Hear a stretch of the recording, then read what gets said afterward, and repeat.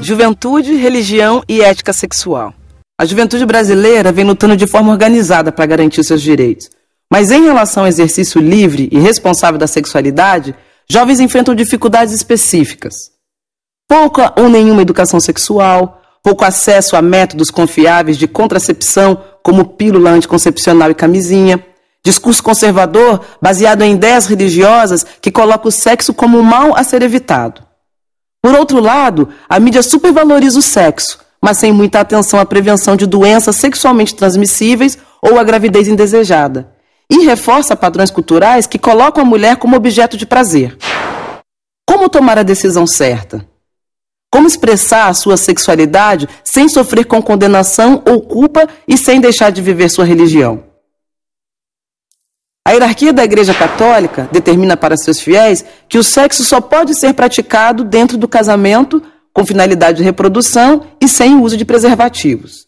Um dos segmentos mais atingidos por essa determinação católica é a juventude, que representa cerca de 22% da população brasileira.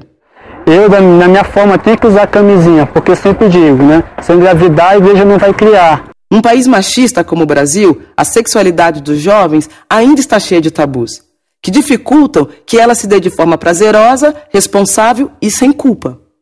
Onde o Estado é mais ausente, está a juventude que mais precisa dele. A grande maioria de jovens vive na pobreza, por isso, sem muitas perspectivas de uma vida melhor. A religião é uma das instituições que ocupa esse vazio deixado pelo poder público, oferecendo esperança. Isso pode fazer muito bem. O problema é que, junto com a esperança, os fundamentalismos religiosos trazem dificuldades para que os jovens vivam bem a sua sexualidade, o que afeta outras esferas da vida. Para a Igreja Católica, você usar camisinha, você é um pecador. Você não pode usar camisinha, você não pode se masturbar. Isso é luxúria, isso é pecado. E é uma coisa tão hipócrita, porque a gente vê muito casos de doenças sexualmente transmissíveis, meninas engravidando cedo, parando de estudar. A maioria das meninas que engravidam param de estudar, tem que cuidar do filho.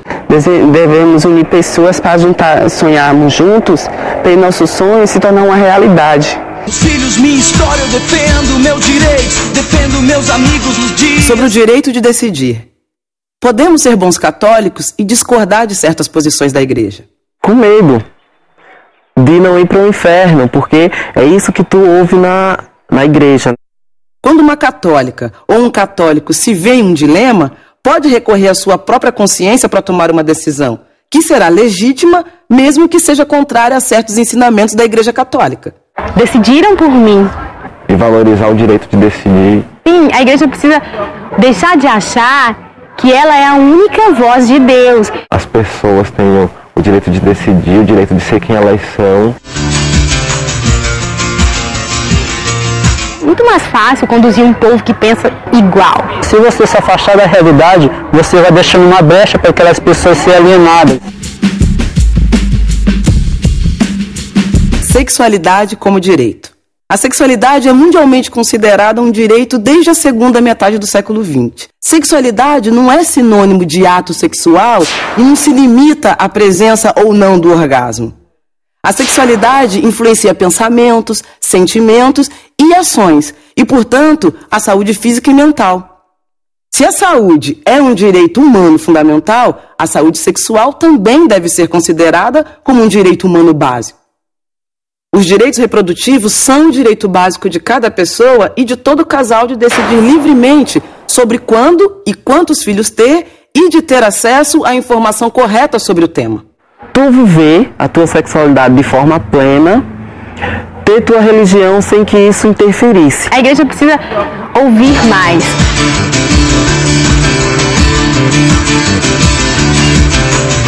Desigualdade de gênero e religião. Você já ouviu essa história?